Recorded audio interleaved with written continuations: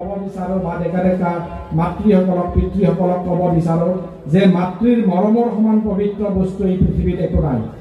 মাতৃৰ মৰম বিশ্ব ব্ৰহ্মাণ্ডৰ কোনো বস্তুৰ লগত তুলনা নহয়। গতিকে মাতৃসকলে নিজৰ সন্তানক এটা সৰ্বগুণসম্পন্ন নৈতিক চৰিত্ৰৱান মানৱ সন্তান হিচাপে গঢ়ি তুলিবলৈ বা মানৱ সম্পদ হিচাপে গঢ়ি তুলিবলৈ তাৰ কিন্তু প্ৰথম দায়িত্ব আমাৰ ডেকা ডেকা পিতৃ মাতৃসকলৰ। পিতৃ মাতৃসকলে শিশুসকলৰ ভিতৰত যিটো অনন্ত সম্ভাৱনা লুকাই থাকে, শিশুসকলৰ ভিতৰত এটা অনন্ত সম্ভাৱনা বা তেওঁলোকে জন্মগতভাৱে এটা গুণ লৈ আহে, এই যিটো গুণ আমাৰ ডেকা ডেকা পিতৃসকলে মাতৃসকলে প্ৰথমতে ল'ৰা ছোৱালীৰ সেই গুণটো চিনাক্তকৰণ কৰিব পাৰিব লাগিব। কয় যে every child has infinite unique potentialities within them. যি ছাত্ৰ ছাত্ৰী মাতৃসকলে নিজৰ সন্তানৰ সেই গুণটো প্ৰথমতে চিনাক্তকৰণ কৰি ল'ব লাগিব।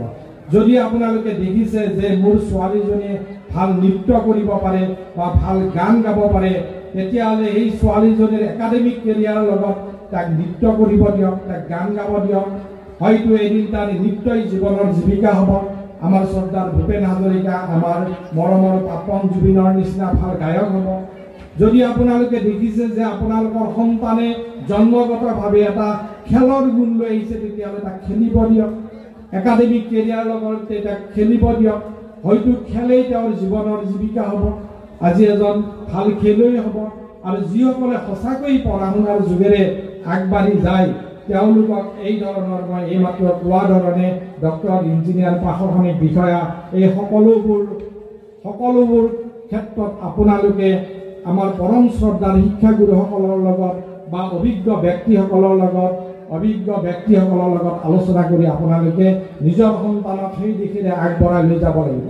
যিজনী ছোৱালী আজি নৃত্যত গুৰুত্ব দিব, তাক জোৰ কৰি আপুনি ডক্টৰ হওক, ইঞ্জিনিয়াৰ হওক বুলি তাক পঢ়াব নালাগে।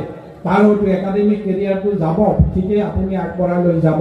গতিকে যিটো জন্মগতভাৱে গুণ শিশুসকলে লৈ আহে, সেই ধৰণে আগবাঢ়ি যাব দিলে হয়তো আমাৰ এই ঘগ্ৰাপাৰ অঞ্চলৰ পৰাও এদিন হিমা দাস ওলাব, এদিন লাভলীলা ওলাব, আমাৰ ঘগ্ৰাপাৰৰ পৰাও বিৰাট কোহলি ওলাব, শচীন তেণ্ডুলকাৰ ওলাব।